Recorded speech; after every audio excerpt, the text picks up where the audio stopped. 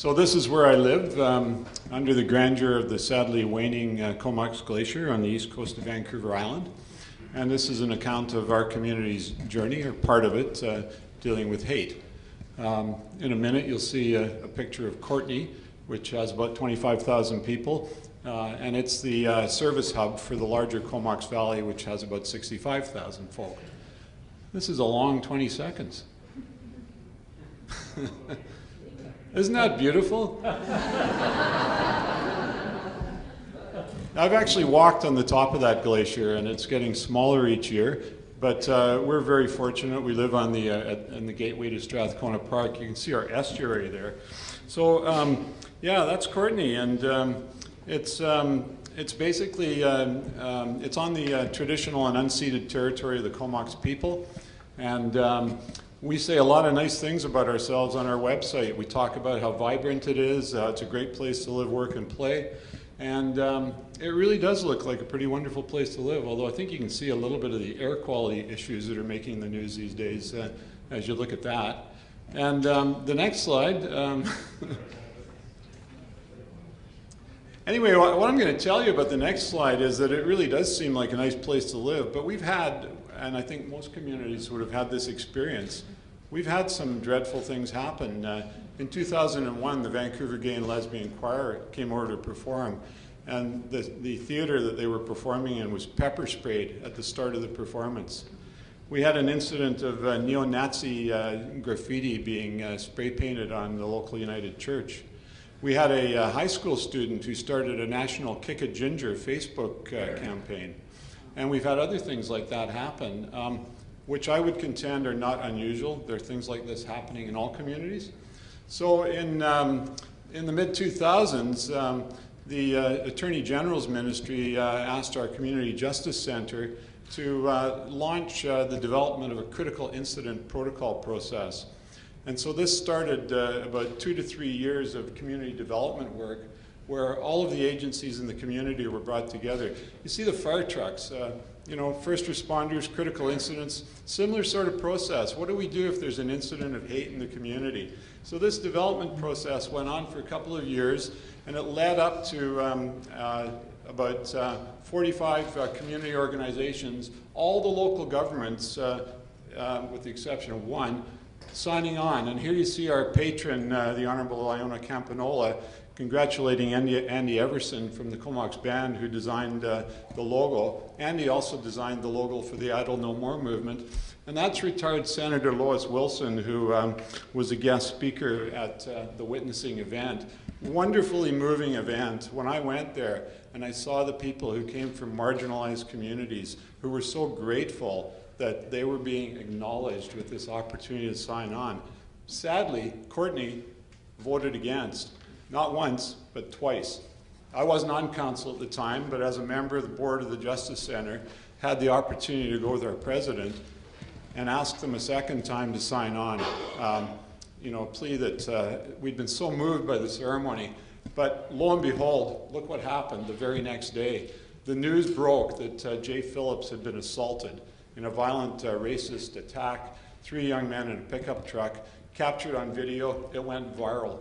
This had happened 3 days before we presented to Courtenay. We didn't know at the time, but the news broke the next day.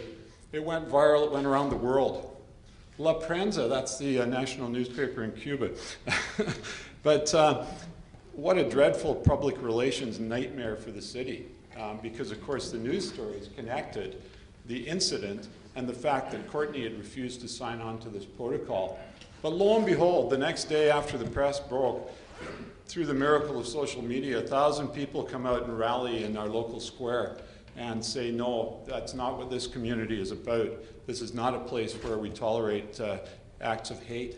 And you know, there were a number of other things that happened. So the protocol, as it went into process, had all sorts of events to build community, to educate community. And you might recognize I might screw up the pronunciation, Manjot Sood, also known as Babar from Little Mosque on the Prairie. That was one of the events. He came and spoke about the power of humor. We had an interfaith building project looking at the use of sacred spaces in our community. We had a welcoming and inclusive community dialogue where the BC Hate Crimes team came and talked about hate crime and how you respond when something like that takes place. And this was a part of the ongoing community education. After I was elected, I was able to get the mayor to put some money into actually putting on an anti-racism day. And we brought in this wonderful group of young people, the One World Dance Theatre group from down in Duncan. And they presented their dramatic presentations of social justice issues. And we had 300 people come out for their performance. Great event. We also were the only place in BC that had the honor of hosting the Walking with Our Sisters installation through the efforts of the Justice Centre and various other groups. Incredibly moving tribute to the over 1,800 murdered and missing Aboriginal women. Probably one of the more powerful events I've been to in my life. So music, this is, oh, where's his name here? Anyway, that's the composer. He came up with a Requiem for Peace for the UN Day for the elimination of racism, and we had local music groups who performed and did the music. Arts engagement, we got young people to come and do murals in the community, and we also had one of our local drama teachers who produced a play called Torn Rainbow, which was local students' experiences of homophobia. And our local school district presented it as they launched their gender and inclusion policy. So that led us to last year when we renewed the protocol. And there's Iona Campanola once again in the big house speaking on the event of the witnessing ceremony. This time we had 125 organizations that signed on. And Chief Rob Everson, who unfortunately was not re-elected, but there he is giving a speech on the occasion of the witnessing ceremony and speaking about his own experiences, speaking about the struggles of his people, connecting it to the struggles that all of us have in promoting an inclusive and equal community. And of course, people filled the big house, 400 people there to celebrate along with the organizations that were actually signing on.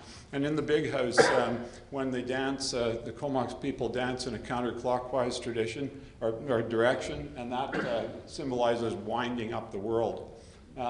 That's the design that Andy Everson made. It's actually called Belonging, and it symbolizes the commitment that we have to make our community inclusive, to make it a place where hatred and intolerance is challenged and taken on.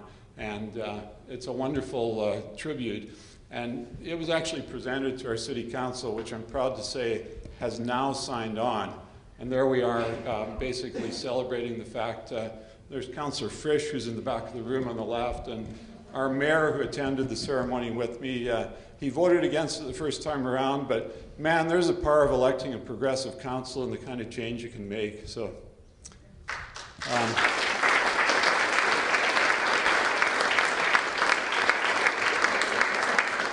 And I just want to say in conclusion, I really hope that we've positioned ourselves to respond, to be proactive, but also to respond when incidents like this may happen in the future.